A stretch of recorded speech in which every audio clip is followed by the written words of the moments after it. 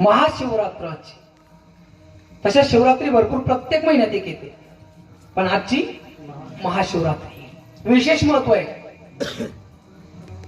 पवित्र अशा हिंदू धर्मामध्ये पाहायला गेलं तर कमीत कमी 29 उपवास घडले पाहिजेत. किती? लक्ष द्या, 29.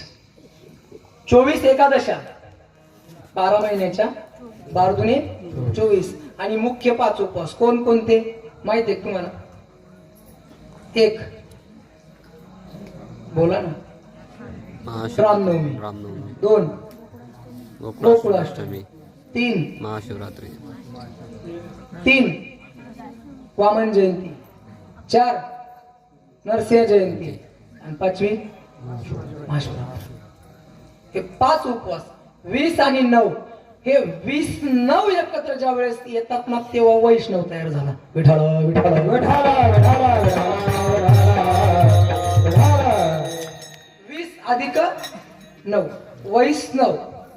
20 आणि 9 वैष्णव त्याला म्हणतात की जो 29 उपवास धरतो वर्षाला.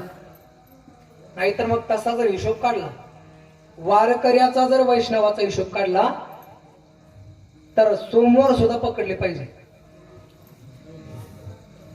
सोमवार आणि एकादशी दोन्ही पकडले पाहिजे. महिन्याला किती सोमवार? 4. आणि एकादशा 2. 4 आणि 2 6. 12 सकम 72. आणि ऑदर एखादा महिन्यामध्ये श्रावण एक्स्ट्रा येतो. श्रावण महिना असला तर एखादा सोमवार. 72 आणि एक एक्स्ट्रा पकडून घ्या 73.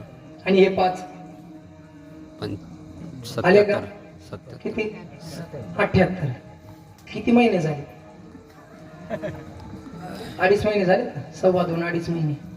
किमान एवढं तरी तत्व पाळायला पाहिजे. मग तुम्ही संतोषी मायना उपवास धरा, नाही तर मग मंगळवार धरा. ते उपवास आहेत बाकीचे, व्रत फक्त 2च आहेत. व्रत 2 आहेत. एक महाशिवरात्रीचं व्रत आहे, दुसरं एकादशीचं व्रत आहे. सोमवार सुद्धा उपवासात जमा आहे. विठ्ठल विठ्ठल.